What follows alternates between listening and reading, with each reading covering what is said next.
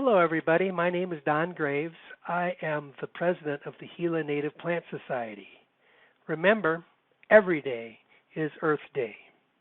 This short video, as its name implies, how to plant a native plant.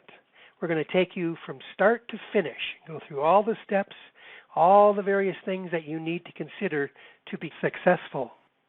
Why do we want to plant native plants?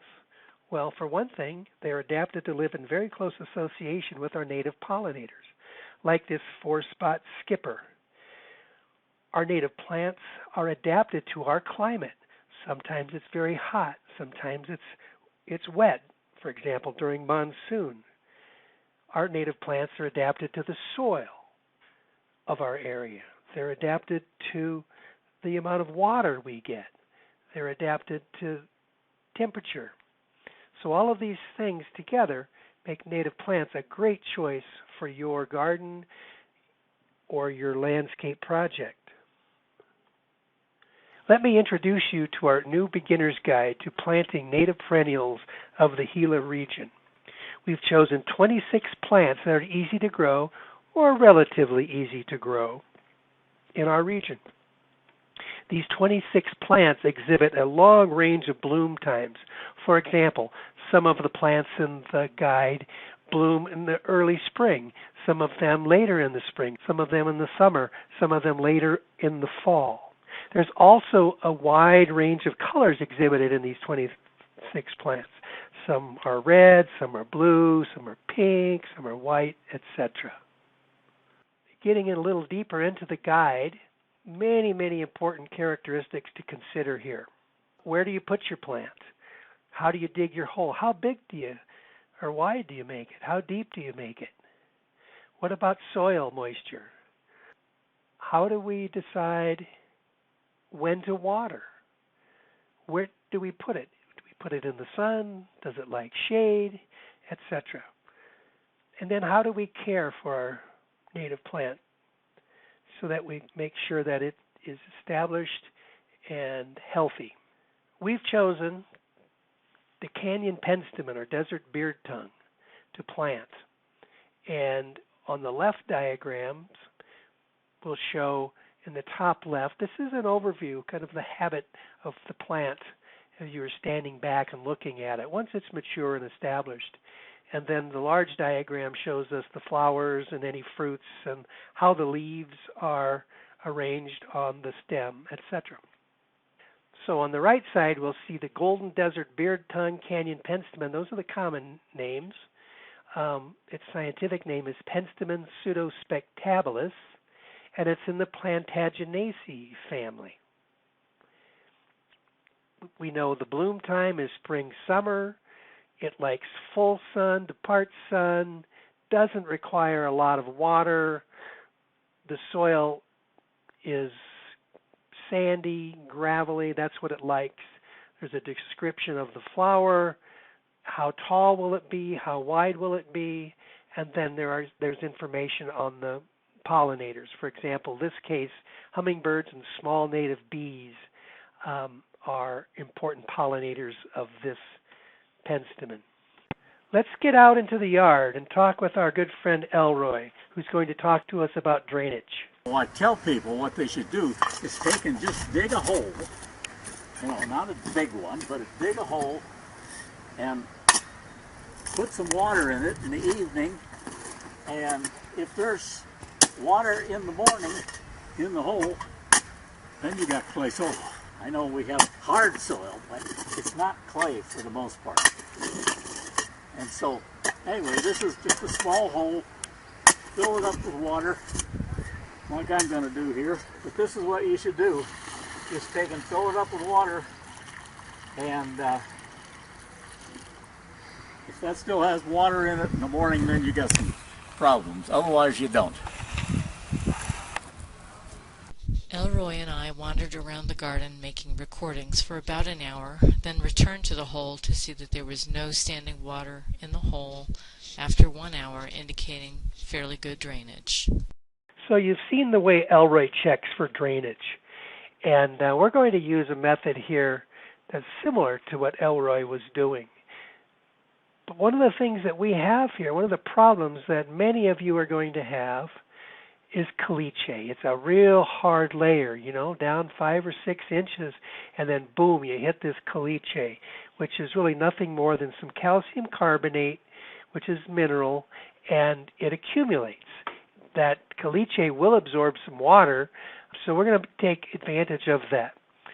So I have dug with the number 2 shovel, and I'm going to add a little water to this hole that I've dug. And, just depending on how big your plant is how big you want that. Generally speaking, you'd like to have your the width of your hole be about twice as wide as, the width of the plant you're planting. So I'm going to take the rock bar, which is really nothing more than a very, very heavy steel chisel, and I'm going to start to break up that caliche. And I'm going to just work my way around the hole, chop around, and since that caliche is wet, that rock bar will sink in there. And then I'll take my number 2 and pull a little bit of that soil out. Now that rock bar is also great, it's called a rock bar. If you run into some rocks, big or small, and you can get on the edge of that rock bar will help you like a lever to pry those pieces of rock out. So dig down little by little until you get down, 5 or 6 inches deeper than your potted plant. And then I add some rock, maybe put some of the pieces of caliche back in there, and then some soil ready for planting. What I'd like to do is to have the top of my potted plant be equal, at the same level as the soil around it. Here's the plant we spoke about earlier, our penstemon, and so I'm just going to, sometimes these penstemons, you could pull this out and you could actually separate this one, and maybe this one, and get 2 or 3 plants from one, and that's pretty typical with this penstemon. But we're just going to plant the whole thing and not talk much about separating. So I just kind of like to pull that plant out, and you can see the roots, and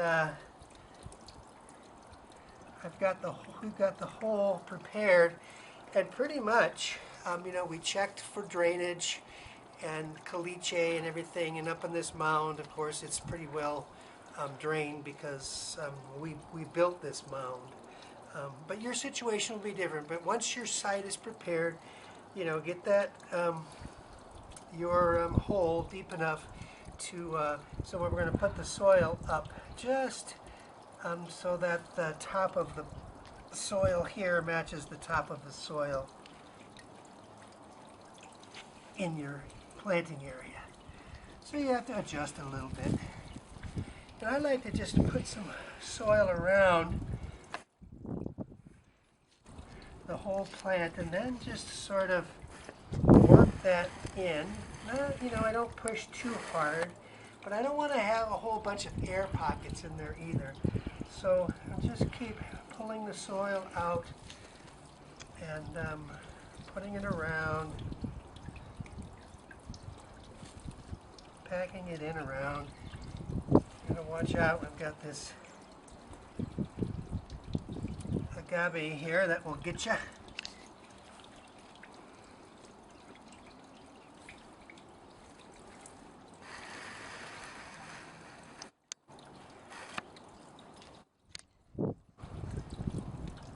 So once I've got the soil around,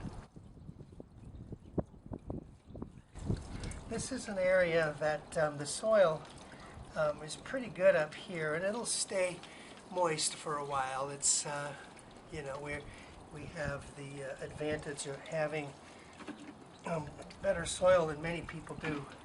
But you want to think about when it rains, and so I just like to make a little bit of a hump here so that when it rains,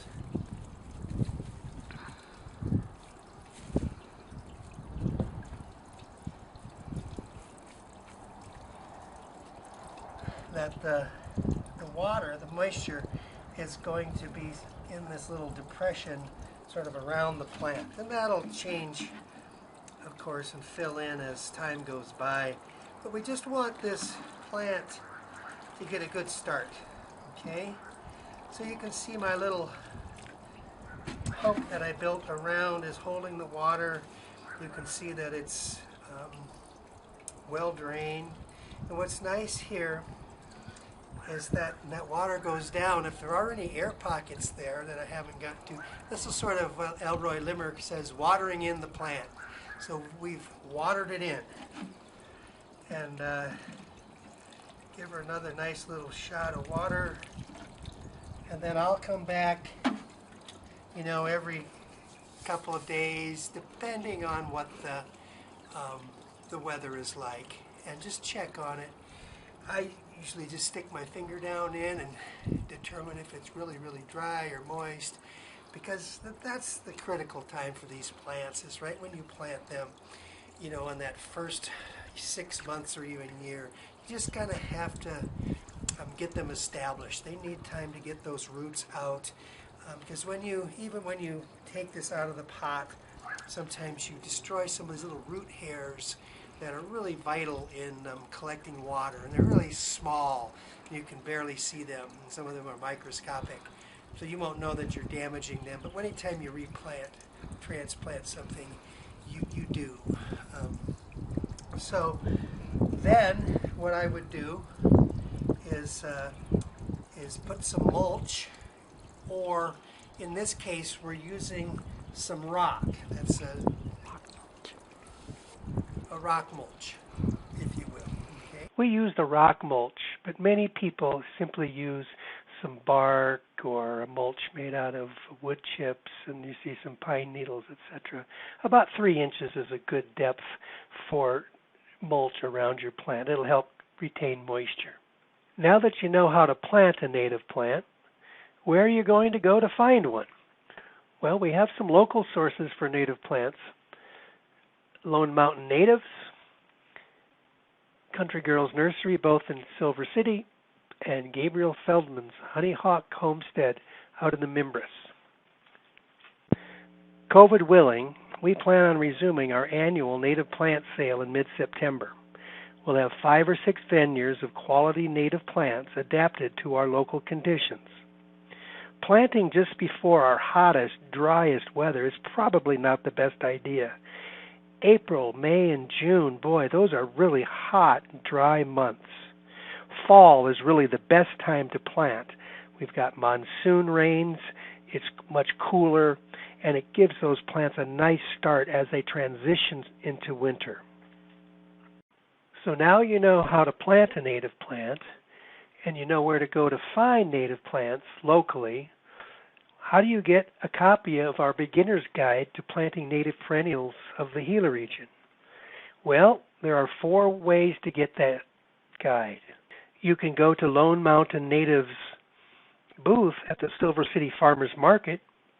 You could go to Country Girls Nursery. You can go to the Grant County Art Guild, downtown Silver City, or you could get it on the Gila Native Plant Society website at gilanps.org. The cost is $5, which is basically what it costs us to produce the guide.